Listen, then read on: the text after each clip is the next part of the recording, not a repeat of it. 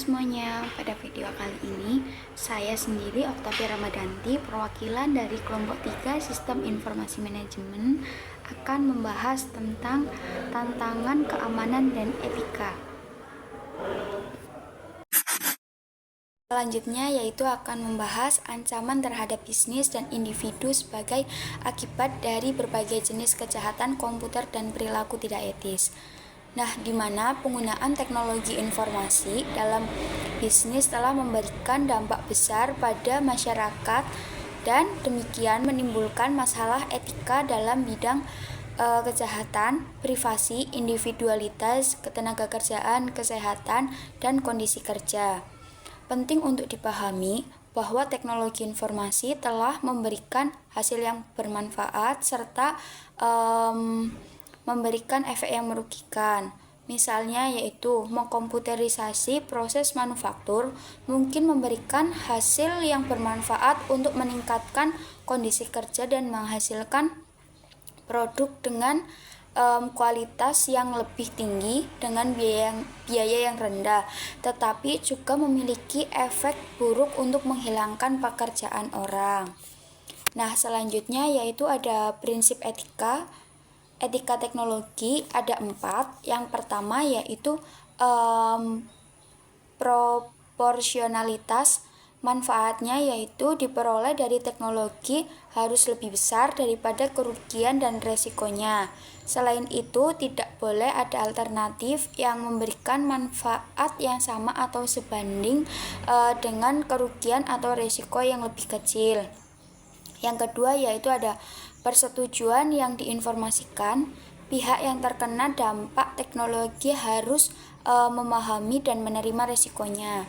Yang ketiga yaitu keadilan. Manfaat dan beban teknologi harus didistribusikan secara adil. Mereka yang diuntungkan harus menanggung resiko yang wajar dan mereka yang tidak diuntungkan tidak boleh mengalami peningkatan resiko yang signifikan. Yang terakhir yaitu ada resiko yang diminimalkan meskipun nilai dapat diterima oleh 3 pedoman lainnya.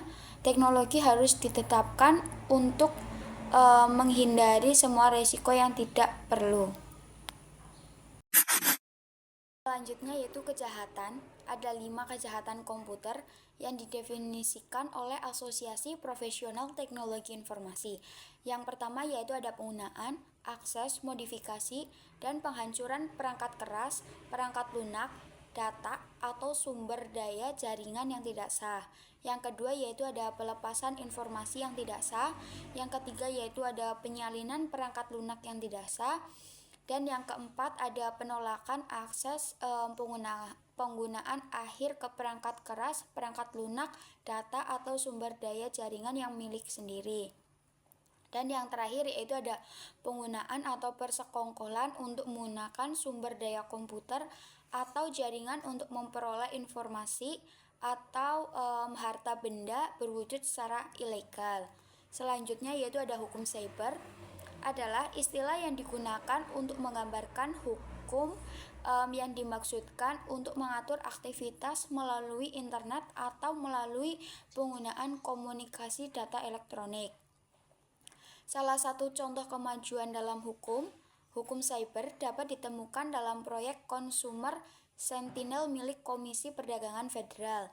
Nah, Consumer Sentinel adalah alat investigasi cyber unik yang menyediakan akses data dari jutaan keluhan konsumen kepada anggota jaringan Consumer Sentinel. Adapun tantangan yang muncul dari penggunaan teknologi informasi dalam bisnis ada 4. Yang pertama, tantangan pekerjaan.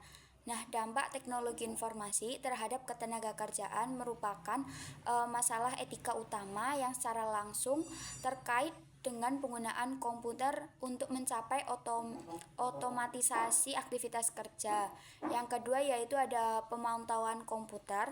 Salah satu isu etika yang paling eksplosif mengenai privasi tempat kerja dan kualitas kondisi kerja dalam bisnis adalah pemantauan komputer, yaitu komputer digunakan untuk memantau produktivitas dan perilaku jutaan karyawan saat mereka bekerja. Yang ketiga yaitu ada tantangan dalam tantangan kondisi kerja. Nah, di mana teknologi informasi telah menghilangkan tugas-tugas yang monoton atau menjengkelkan di kantor dan pabrik yang sebelumnya harus dilakukan oleh manusia. Dan yang terakhir yaitu ada tantangan individualitas, yaitu sistem berbasis komputer dikritik sebagai sistem impersonal yang merendahkan martabat manusia dan menghilangkan nilai-nilai pribadi dalam aktivitas yang telah dikomputerisasi, karena sistem tersebut menghilangkan hubungan antara manusia yang ada dalam sistem non-komputer. Selanjutnya yaitu kontrol dan audit sistem. Kontrol sistem informasi adalah metode dan perangkat yang berupaya memastikan keakuratan, validitas, dan kepatutan aktivitas sistem informasi. Kontrol sistem informasi harus dikembangkan untuk memastikan entry data, teknik pemrosesan, metode penyimpanan, dan keluaran informasi yang tepat. Selanjutnya yaitu ada audit keamanan TI. Manajemen keamanan TI harus diperiksa atau diaudit secara berkala oleh staf audit internal, perusahaan, atau auditor eksternal dari firma akuntansi profesional.